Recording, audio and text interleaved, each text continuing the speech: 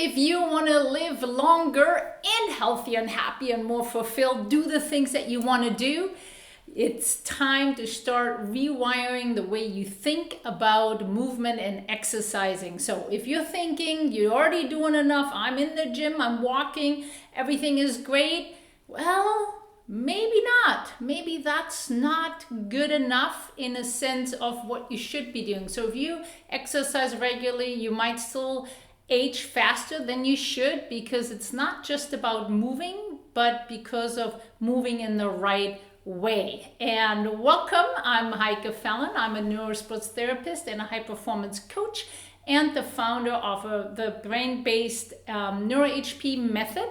And over the past 30 years, I've worked with high achieving leaders and lots of other people that really want to live longer, optimize their health and performance for longevity. So without burning out, without sacrificing joy, without having all these aches and pains.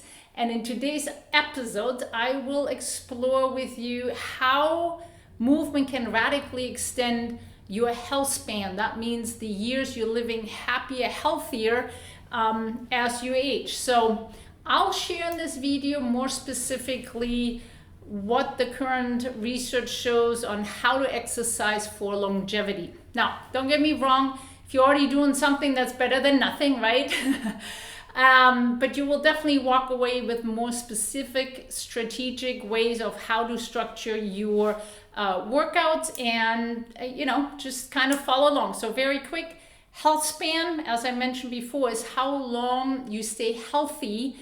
Not just the amount of years you live, which is the lifespan, but the years that you are independent, mentally sharp, and without major chronic diseases. So the goal is really, not just get older and then have all these aches and pains or not being able to do anything. It's all about that health span that we can extend and really want to kind of match to the lifespan, because that is a key that for really fulfilled long living. And movement and exercising is the best, but how much should we do, what should we do, in which way?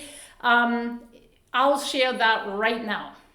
So it's always the question of how much should I move, in which way, but I'll share all that, but stick with me here. First, movement in general is just really, really good, not just for your muscles, your bone, your heart, obviously, but also for your hormones, for the activation of your brain, and to basically, stay sharp.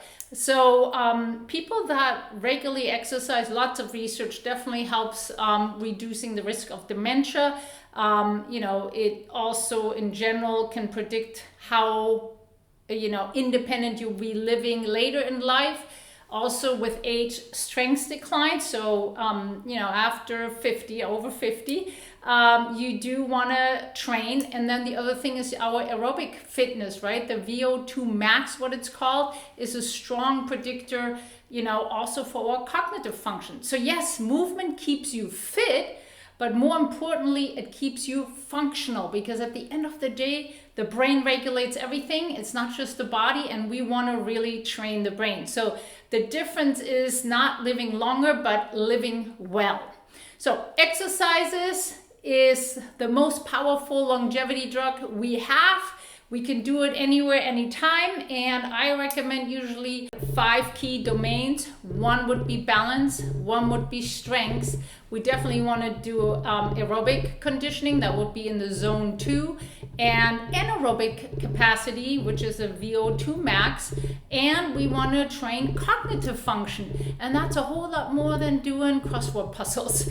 So we're going to break these down right now and give you a good overview. So let's start with the balance training. And oftentimes people come to me and go like, oh, I've been standing on a boozer ball, or I've been doing some wobbly surfaces, but that's actually not balance training. So the number one job of the brain is to keep us alive, right? To stay upright, to not fall. And it's really critical, because the most challenges with age are the chances of falling, and that usually shuts everything down.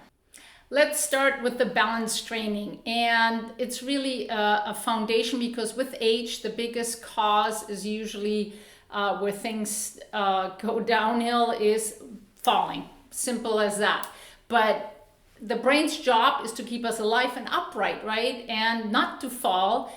And good balance requires a whole lot more input to the brain than what we usually get on standing on unsteady surfaces. So it's all about really a fast precision output from your brain to your muscles. So be able to really react on the spot, right? Because a fall is a quick thing, right? So that means your visual system has to work, your inner ear, so your vestibular system has to work well, your proprioceptive system, which is where we are in space, right? The tripping is often the cause for a fall, and all of those things need to work in harmony, really together. So if you want to train for longevity, you must train balance. You have to be able to balance well. Again, not standing on a Bosu ball or unsteady surfaces, right? So that's not what it's about. Instead, what you want to do is you want to integrate or incorporate vestibular stimuli and vision activities. So for example,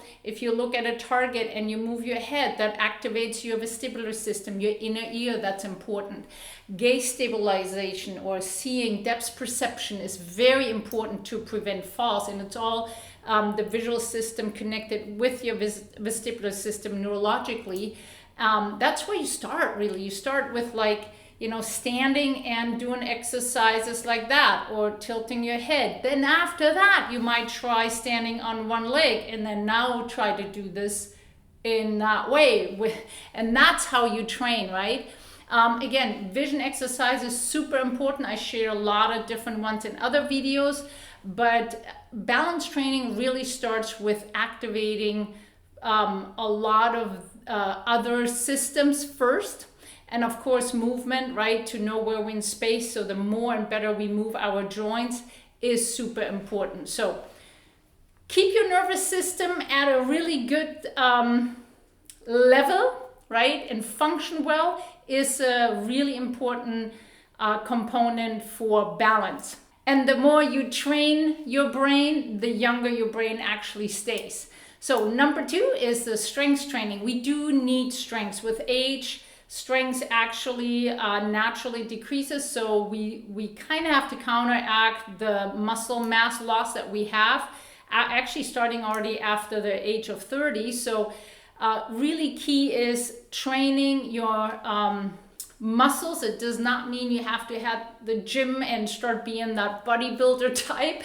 But training your muscles is a lot more, or strength training is a lot more than just training your muscles. It's really also improves your insulin sensitivity. It actually helps your metabolism as well, not just cardio, but actually strength training can help there as well.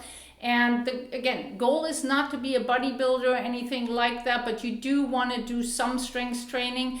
I usually recommend start with your body weight. So do exercises that you use your own body weight, or start with bands are a great way. I love and start a lot of my clients with band work. And then obviously weights too, but you want to also think of functionality, right? So a bicep curl just here might not be as functional as you pick something up, right? Because we want to create a more functional strength training in order to function in daily life, rather than just, it's not about really how your muscles look like. It's about how well they function. The third component is the zone 2 aerobic training, and that essentially is a low to moderate effort cardio training. That could be walking, could be running, depending on what level you are at, but the key is that you're still able to talk. So it's a good way to test it out when you're walking with somebody. Can you still talk but not really sing? Then you're more likely in the zone 2 training. Obviously different devices measure to your zone 2 training.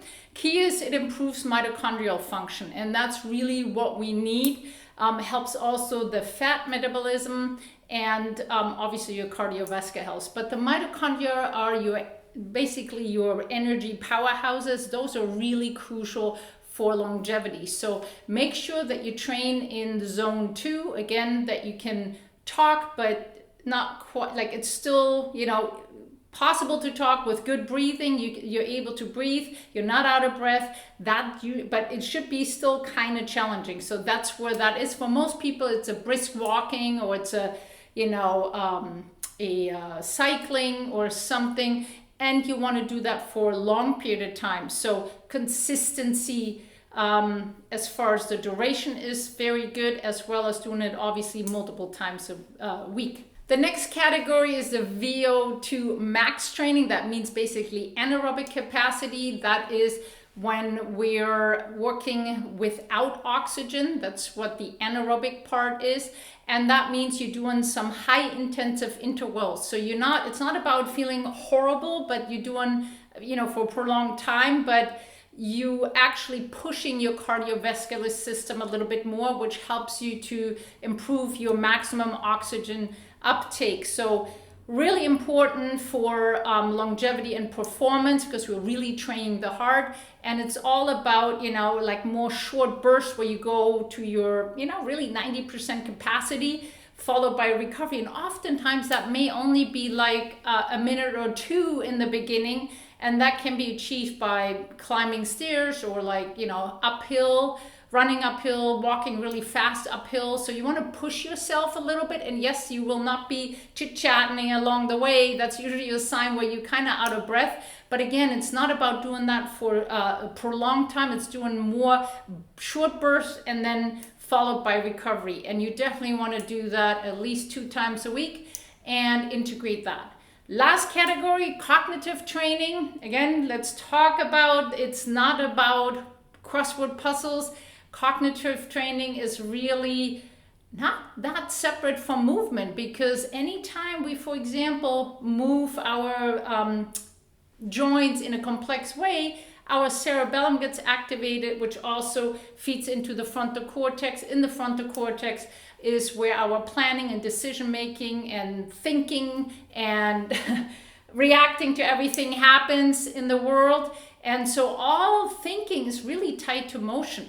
And so don't separate sitting somewhere and doing crossword puzzles or just being on some app while you're sitting. You're not activating the brain the same way. By actually moving, you're activating the brain. And then if you integrate other components into your exercise or movements, that's when you really train your cognitive function. So combine basically movement with thinking. So that could be while you're walking, you know, reciting the alphabet backwards, for example, or you're solving math problems while you're walking. You do dual task drills, right? You might be tossing a ball while counting 3 seconds, or you march in place and spell out a word, right? Do something with movement at the same time as you have to think or decision making. I also love a couple different toys and tools that we use, for example, where different light pops up and you have to react depending on which color shows up. There's some great apps you can use.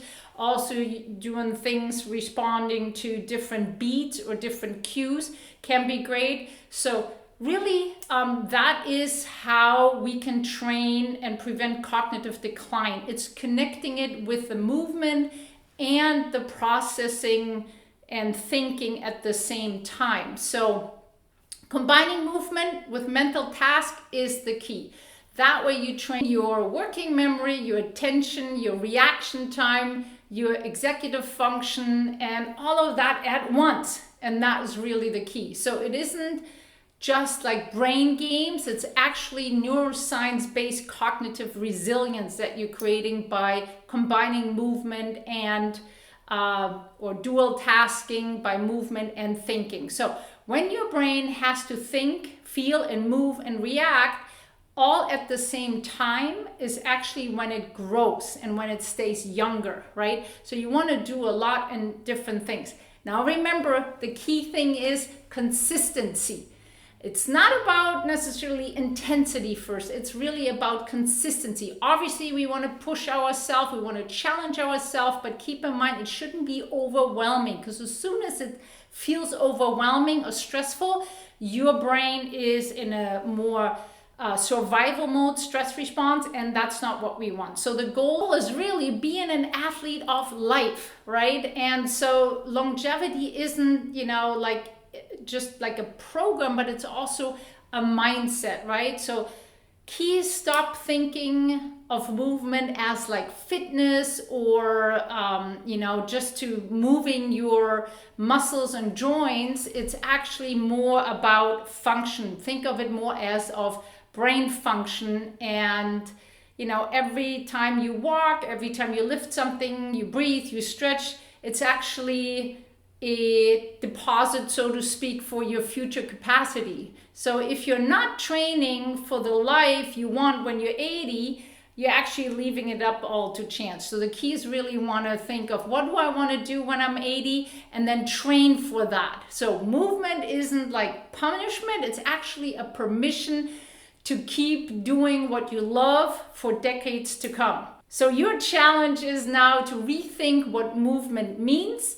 It's not about weight loss. It's not about how good those muscles look. It's all about longevity. And it's never too late to get started, to optimize your health and performance. So just start small, build up from there, and always add some brain-based movements into your morning routine or as breaks or after lunch. Pick something up a little heavier instead of going like, I don't want to do that one. Your future self will absolutely thank you if you start today integrating a more intentional approach to really train your brain. If this video and content really made an impact and you think you know someone, loved one, friend, family that may enjoy this one, please share it with them.